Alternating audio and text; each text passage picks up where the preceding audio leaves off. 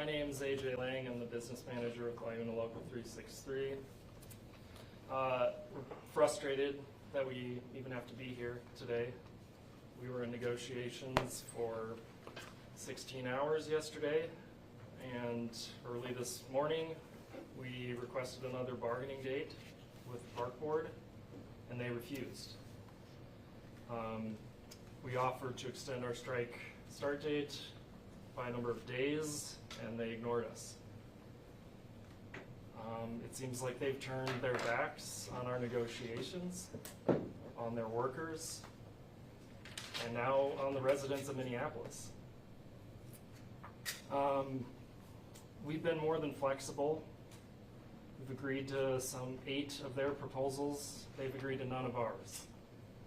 We've moved their direction on wages to the tune of millions.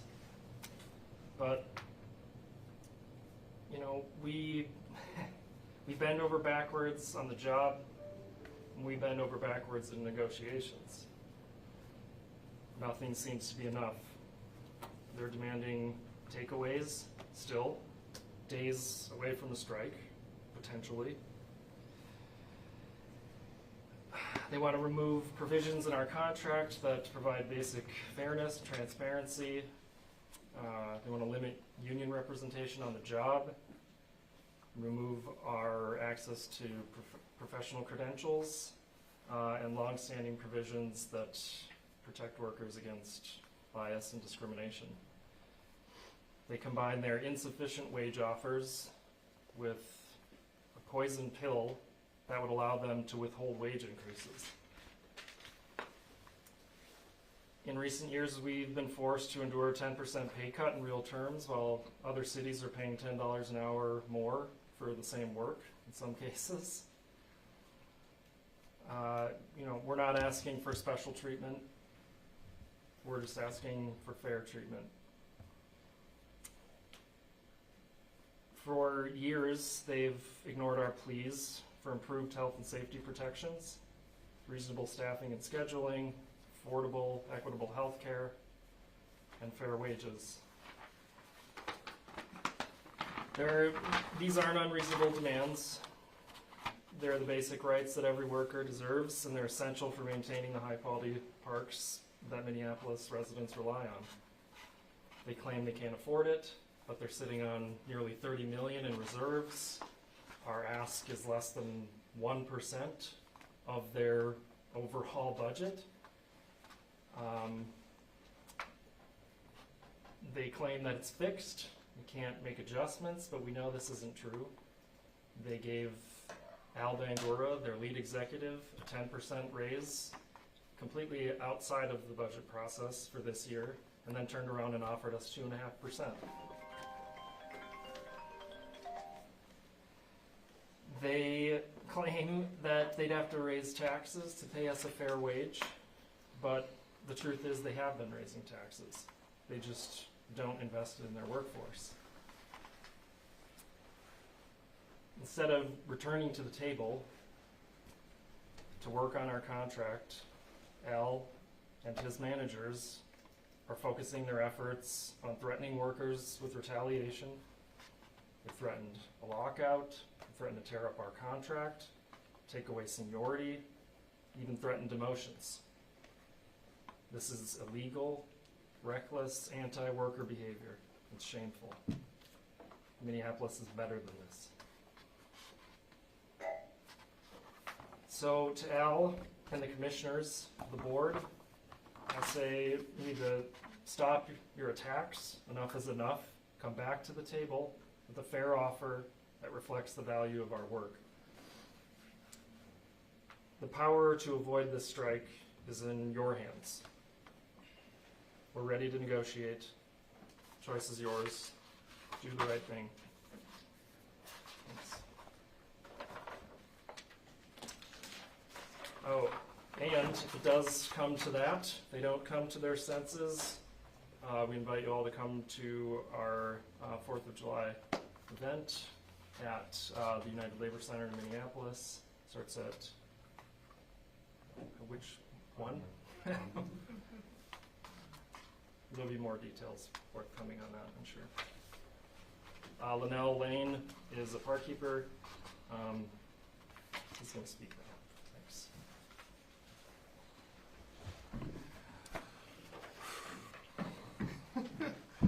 Good afternoon. I'm Linnell Lane. I'm a park keeper at the park board.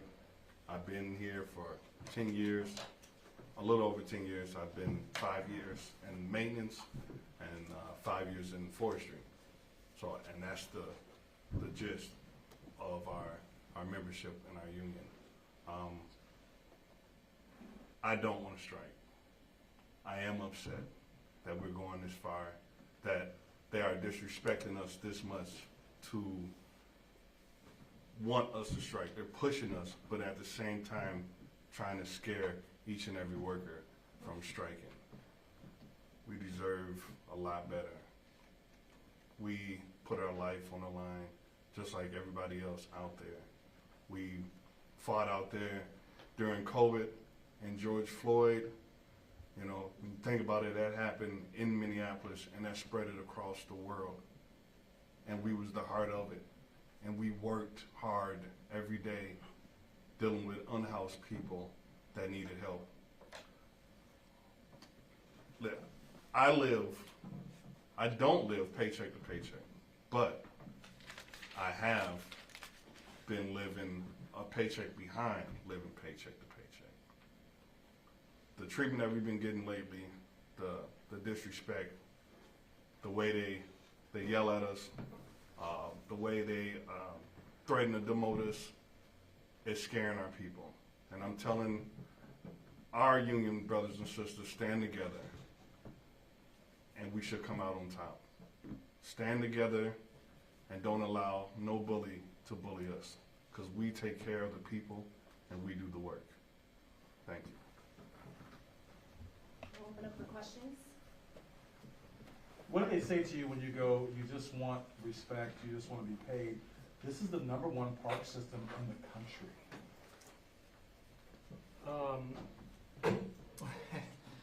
It's a difficult question to unpack. There's a lot. They're evasive. They tell half-truths. I mean, they acknowledge our work with a hot dog maybe once a year or something, Yes. right? And they, we've only received one set of comparables on wages. We've provided them with reams of information. And they've given us one sheet that compares us to seasonal part-time positions or positions that are not equivalent, like a custodial position. So it is, it's disrespectful to even have that put in front of us, given the scope and complexity of the work that we do. So, Are you able to go into detail with specifically what you're asking in terms of wages or benefits? Sure, I can share. I brought some background information that I'm willing to share. We are asking for our initial ask is a $5 market adjustment, which is reasonable compared to what the data shows. Average behind the market, about $8 an hour behind for the park keeper position in the metro area when you compare it to, and that's 2023 wages compared to the top 20 most competitive surrounding metro area cities. So, and certainly not dealing with the challenges that this workforce has dealt with. So I don't know what they don't have a justification for their low wages. Why it should be the hardest place to work in the state and the lowest paying is beyond me. Can you expand a little bit more on the work that you do and why it's important for the community? Yes. As a park keeper, my daily job is to make sure everything is safe before you even get into the park. We start at 5. We have Rec Plus at 7, and that's Rec Plus is young kids coming in the building to spend their day, like a daycare. Okay. Every day I go on I don't allow people into the parks until I check out the sand and make sure there's no needles, which has been there even when we weed whip. Make sure there's no knives, there's no blood, it's stuff that we clean up. We also required to do a equipment check. We make sure we check the slides, make sure all the bolts are tight, and if they're not, then we close it, we shut it down. We are also licensed pool people. We take care of the pools. I make sure your chemicals are correct so you can get in the pool and not get burned. We make sure we clean it. We get the sand out. We make sure there's no glass. If there's glass, if there's diarrhea, there's any feces, we gotta drain it, clean it out, and then fill it back up, make sure the chemicals is right again. We clean, we pick trash.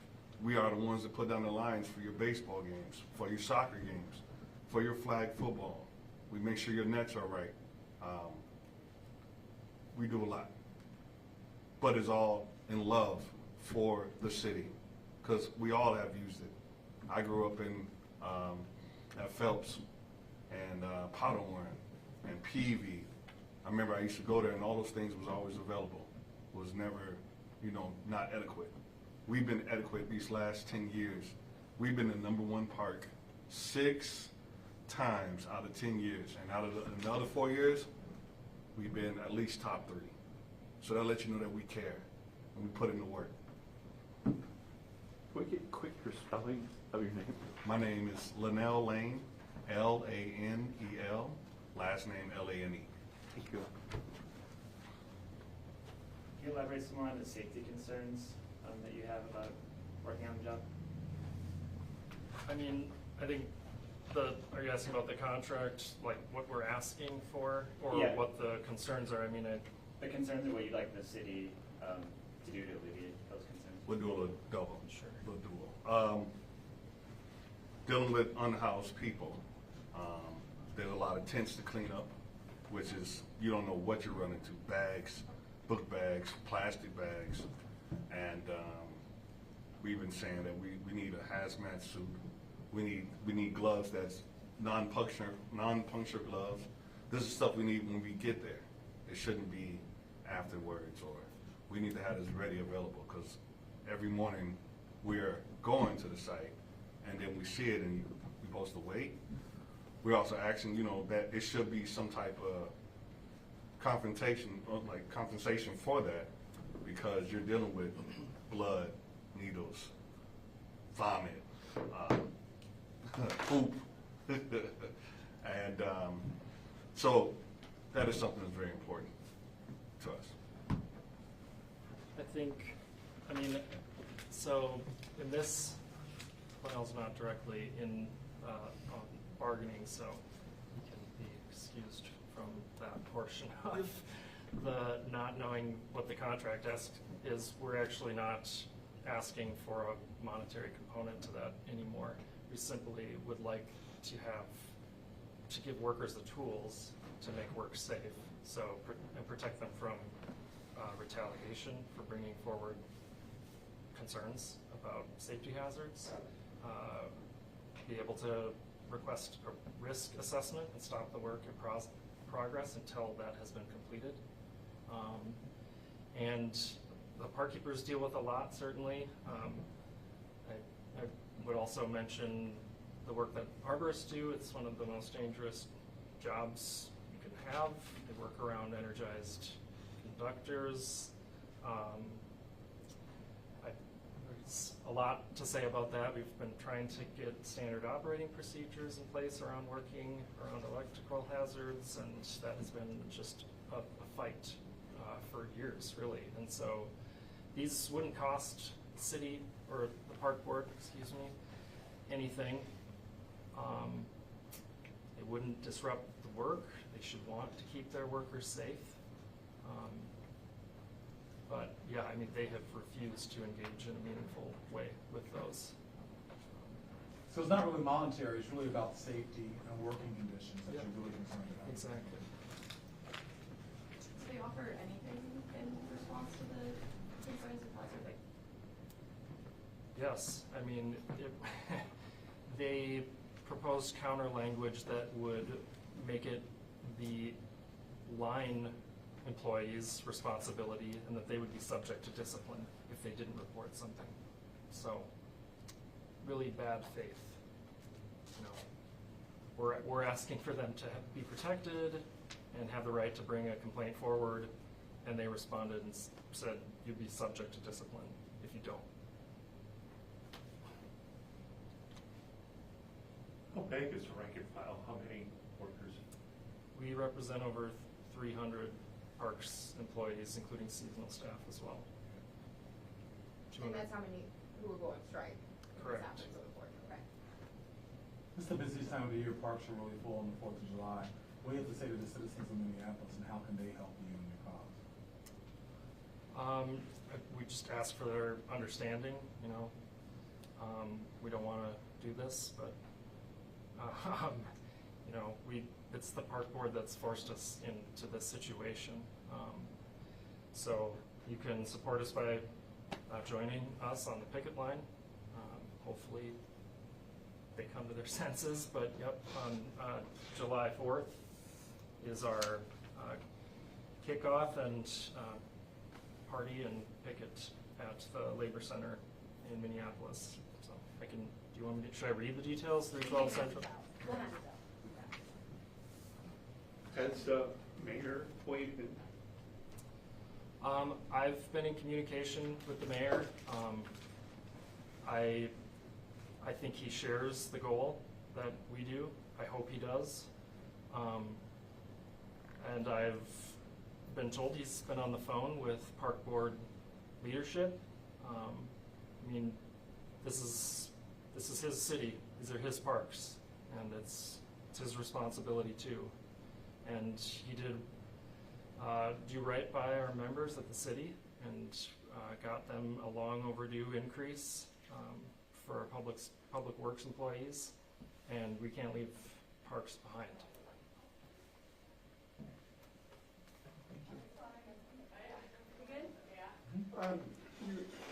You called the strike for 1 week.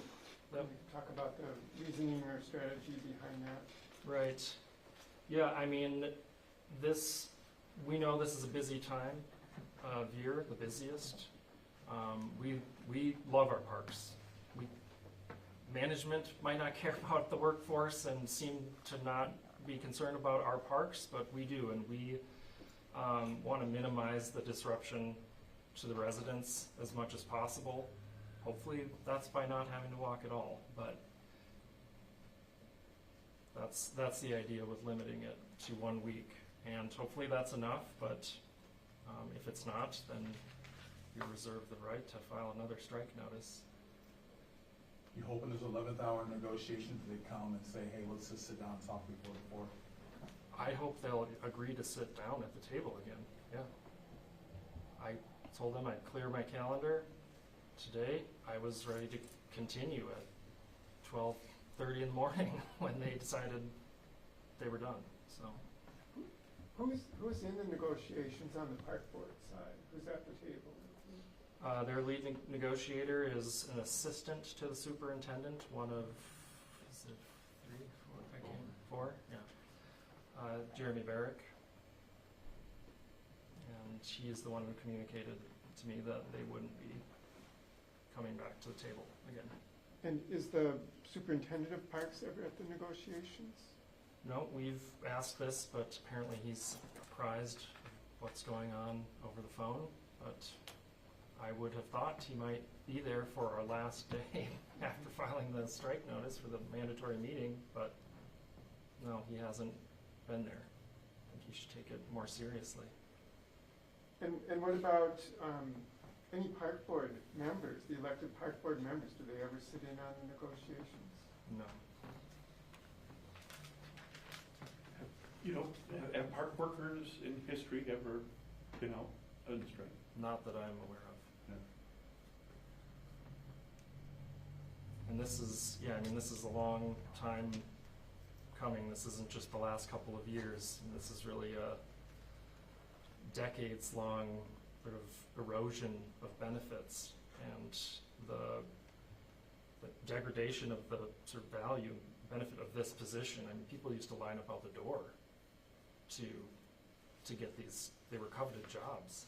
And we just haven't caught up. Executive positions have outpaced inflation over the past 20 to 40 years. I have a summary of that I can provide, but our positions have not.